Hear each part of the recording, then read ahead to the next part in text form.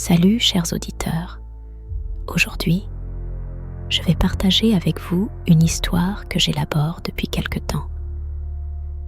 Animée par un profond désir de plonger dans l'obscurité des tunnels de métro, j'ai exploré ce qui se cache dans ces profondeurs mystérieuses. Préparez-vous à être immergé dans cette aventure frissonnante que j'ai pu découvrir. Vous êtes-vous déjà demandé ce qui se cache dans la noirceur des longs tunnels de métro, là où les rails s'enfoncent dans le silence et l'obscurité? Une rumeur étrange circule parmi les voyageurs nocturnes des souterrains. Parlez-en à ceux qui osent parcourir ces voies après minuit, et vous entendrez parler d'une station qui n'existe sur aucune carte, visible seulement sous la pâle lumière de la pleine lune. On dit que cette station est un portail vers une dimension autre, un lieu où les ombres prennent forme humaine. Ceux qui sont attirés par son appel mystérieux et qui osent y descendre ne retrouvent jamais le chemin du retour, engloutis par un monde que la raison refuse de reconnaître. La dernière station. Pensez-vous savoir ce qui se cache dans les profondeurs obscures des métros, là où les lumières s'éteignent et où les voix du quotidien s'estompent? Avez-vous déjà senti cette brise glaciale vous frôler alors qu'aucun courant d'air ne devrait exister? Ou peut-être avez-vous entendu des murmures évanescents, vous appelant à explorer ce qui ne devrait pas être découvert? Partagez vos expériences et théories en commentaire. Et maintenant, laissez-vous emporter par le mystère que je vais vous faire découvrir. Un soir, alors qu'il rentre tard de son travail, un homme nommé Émile se trouve seul sur un quai de métro désert, enveloppé dans l'attente du dernier train. Soudain, le silence habituel de la nuit est brisé par un murmure insidieux, presque imperceptible, comme une voix lointaine et séduisante, l'appelant depuis les entrailles sombres du tunnel. Cette voix, douce mais étrangement mélancolique, semble murmurer son nom dans un souffle. Émile, viens, découvre ce qui a été caché. Viens. Intrigué et légèrement inquiet, Émile scrute les alentours, mais il n'y a personne. La rationalité lui suggère de rester où il est, d'attendre le métro en sécurité sous la lumière faiblissante des néons. Pourtant, quelque chose de plus profond, un élan inexplicable et irrésistible, le pousse à suivre cette voie qui s'intensifie à mesure qu'il avance vers le tunnel sombre. Marchant prudemment sur les pavés froids, chaque pas résonne et échoit à travers les voûtes humides, amplifiant son appréhension.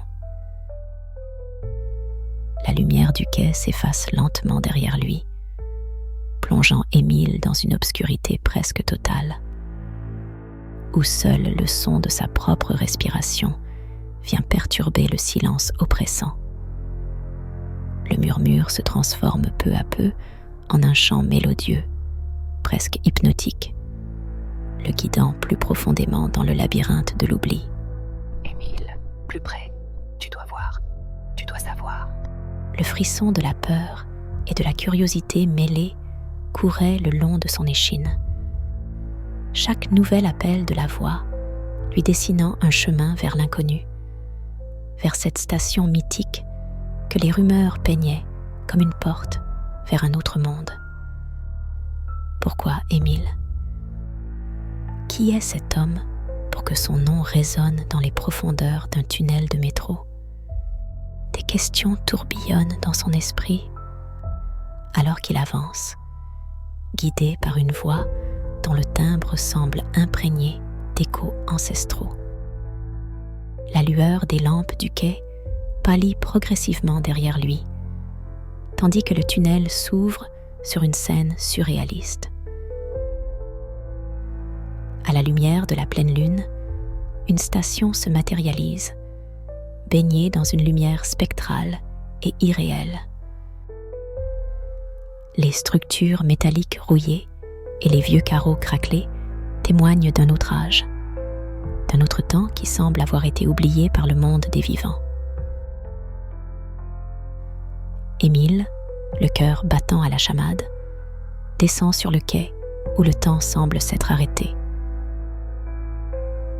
L'air y est frais et immobile, comme si aucun souffle de vent n'avait jamais traversé cette zone isolée.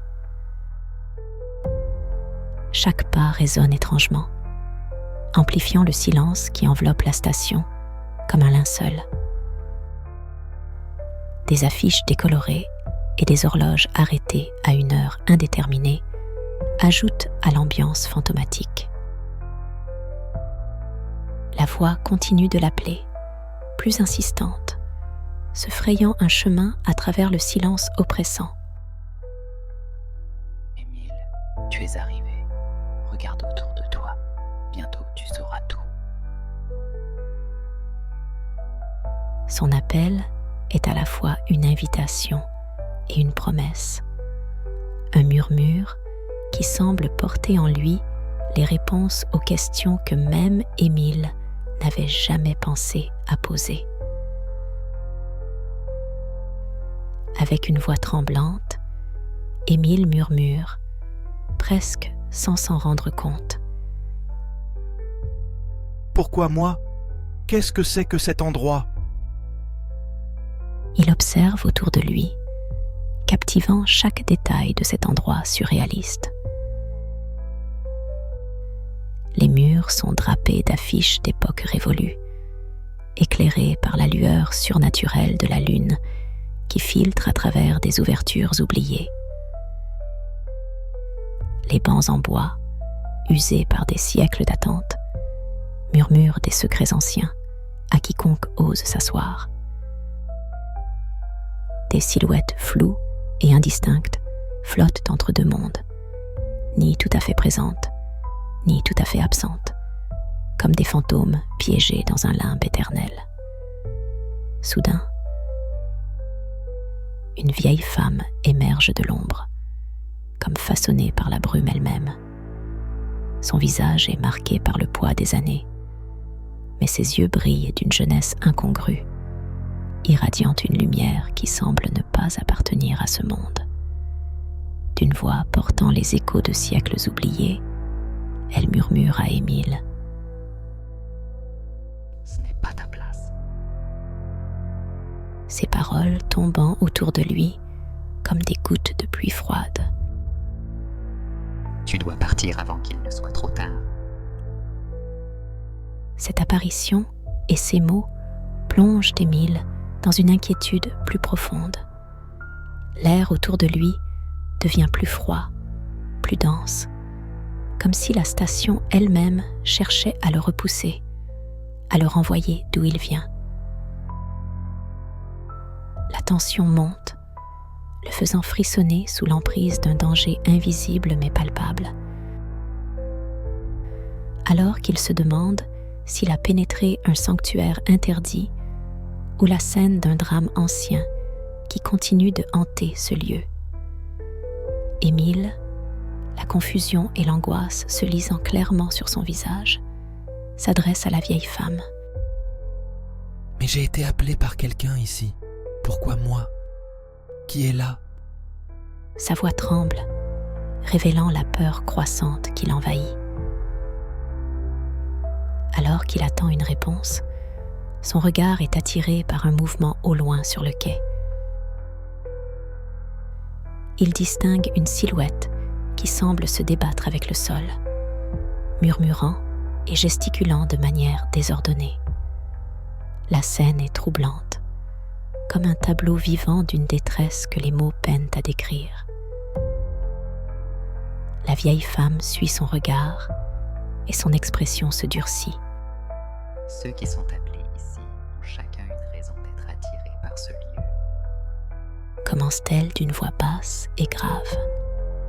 Chaque âme qui résonne avec les échos de cette station trouve ici soit une révélation, soit une fin. Quant à la silhouette que tu vois, elle est perdue depuis longtemps, incapable de se libérer des chaînes de ses propres tourments. La lueur des yeux de la femme semble s'intensifier, plongeant Émile dans une réflexion profonde sur le lien mystérieux qui l'a conduit à cet endroit étrange et terrifiant. Elle ajoute d'une voix presque inaudible. Prends garde, jeune homme, ne laisse pas ce lieu te consumer comme tant d'autres avant toi. Émile, le cœur battant à tout rompre, sent que le poids du mystère qui entoure cette station est bien trop lourd, presque suffocant. Il réalise qu'il est sur le seuil d'un secret trop abyssal pour être sondé sans risquer de sombres répercussions. L'atmosphère oppressante et les avertissements de la vieille femme résonnent en lui comme un ultime appel à la prudence. Avec un dernier regard sur ce monde interdit, ses yeux capturent la scène troublante de la silhouette au loin, se débattant contre des forces invisibles. Peut-être est-ce là une ombre du passé, une âme en peine liée éternellement à cette station pour une faute oubliée ou un destin inachevé.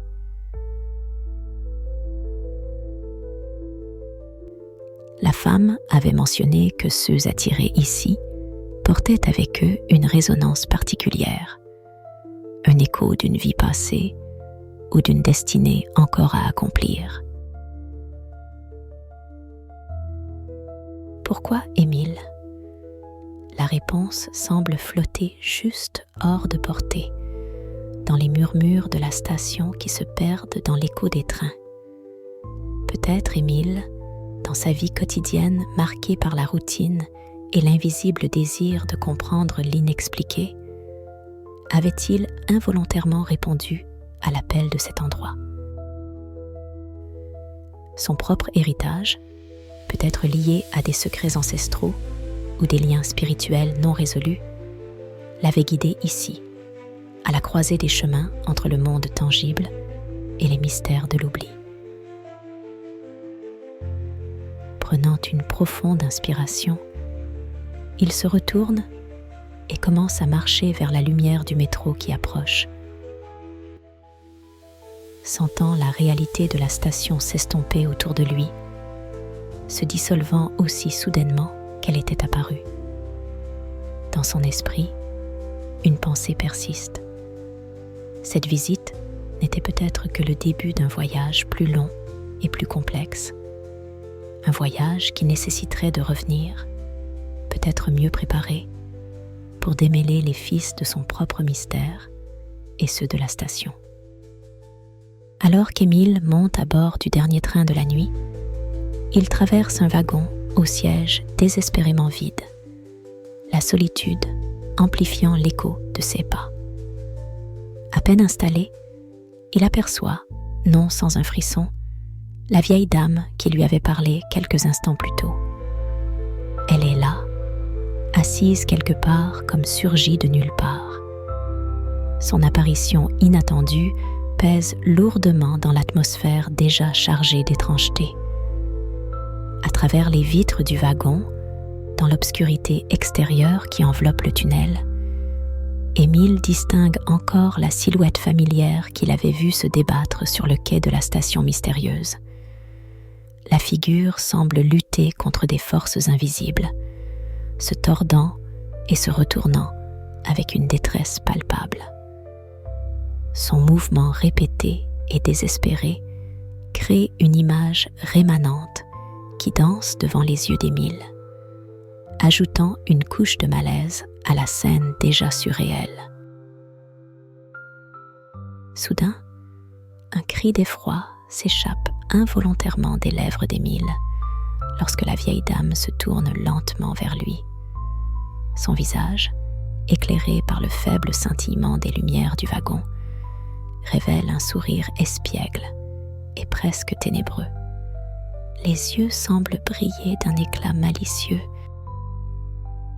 et il y a une lueur presque moqueuse dans son regard, comme si elle partageait un secret sombre et ancien, connu d'elle seule.